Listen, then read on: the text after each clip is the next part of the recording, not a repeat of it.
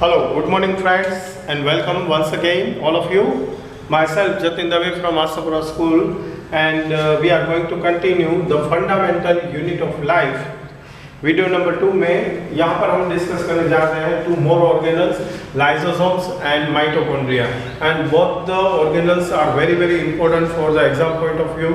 So please listen and understand carefully. First of all lysosomes.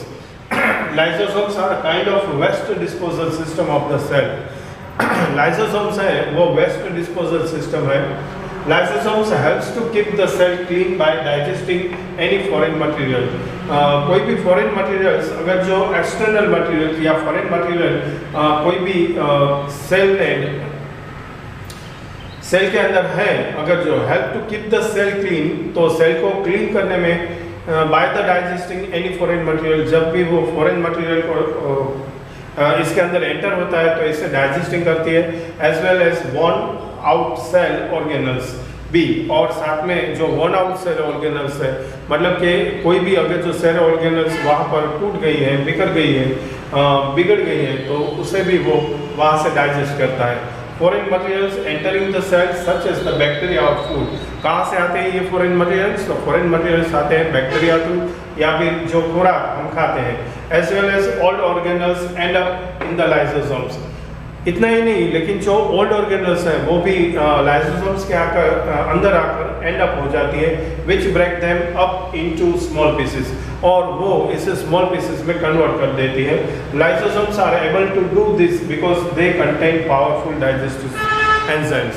वो ऐसा इसलिए कर सकती हैं कि अगर जो हमारे फूड मटेरियल में या बैक्टीरिया थ्रू हमारे सेल्स ऑर्गेनल्स के अंदर अगर जो कोई फॉरेन मटेरियल्स आता है या फिर जो हमारे सेल ऑर्गेनल्स हैं वो वॉन एंड टॉन हो गए हैं, तो ऐसे सारे मटेरियल्स को वो ब्रेक डाउन कर देती हैं स्मॉल पीसेस में. एंड पावरफुल जो डाइजेस्टिव एंजाइम्स है इसके द्वारा वो इसे डाइजेस्टेड भी कर देती है.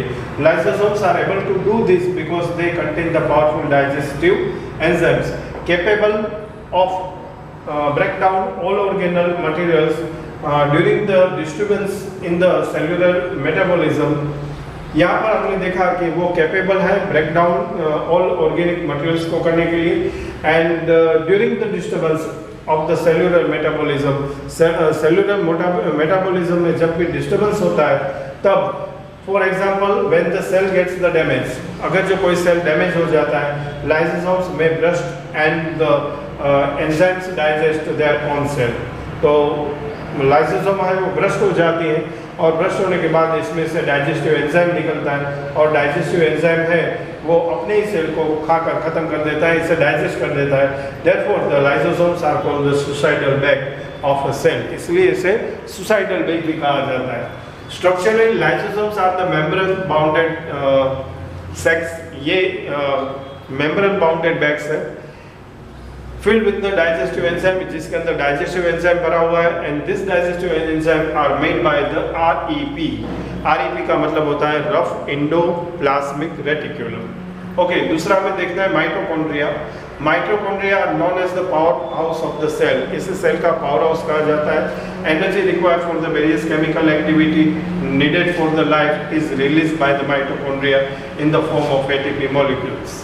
तो माइटोकॉन्ड्रिया है ये ATP मॉलिक्यूल्स के फॉर्म में हमें जो एनर्जी रिक्वायर है वेरियस केमिकल एक्टिविटीज करने के लिए ये प्रोवाइड करता है.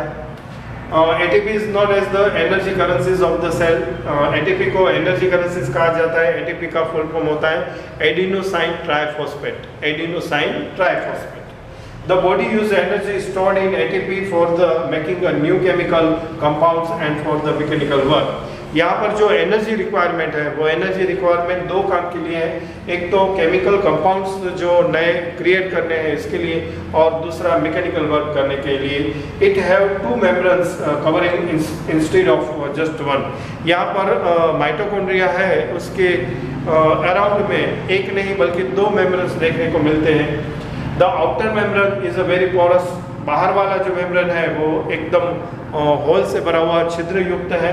And while the inner membrane is deeply folded, और जो इनर मेम्ब्रेन है वो डीपली फोल्डेड, मतलब कि एकदम फोल्ड किया हुआ ये मेम्ब्रेन देखने को मिलता है। This folds create a large surface area of the ATP generating chemical reaction.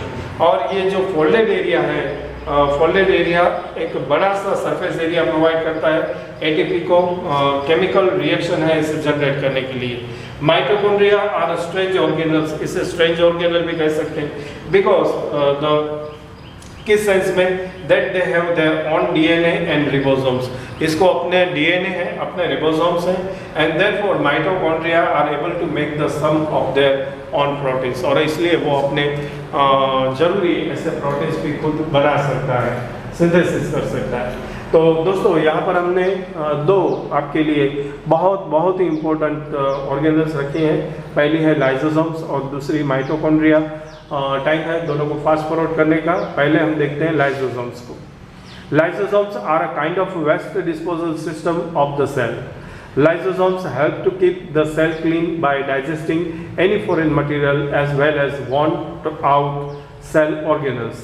Foreign materials entering the cell such as the bacteria or food as well as all organelles end up in a lysosomes, which break them up into small pieces. Lysosomes are able to do this because they contain powerful digestive enzyme capable to break down all organelle materials. During the disturbance in the cellular metabolism, for example, when the cell gets damaged, lysosome may burst and the enzyme digest their own cell. Therefore, lysosomes are called suicidal bag for a cell.